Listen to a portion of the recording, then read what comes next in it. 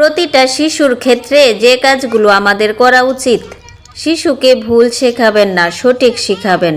লোভ দেখাবেন না, পুরস্কার দিবেন। নিরুৎসাহিত করবেন না, উৎসাহ দিবেন। বিয়াদব বলবেন না, আদব শেখাবেন। নিঃসঙ্গ রাখবেন না, সঙ্গ দিবেন।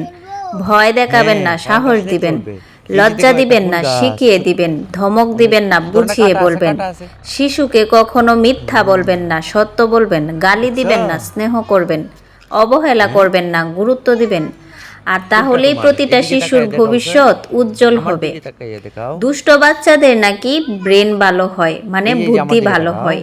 তবে ঈশান এত বেশি দুষ্ট, কি আর বলবো। কোনো জায়গায় গিয়ে সে এক জায়গায় স্থির থাকবে না, মানে তার যে কত রকমের প্রশ্ন।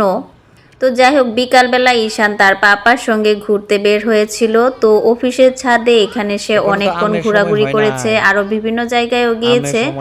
তো সে মহা খুশি, বাসা থেকে বের হতে পারলে ঈশান অনেক বেশি খুশি হয়ে যায়।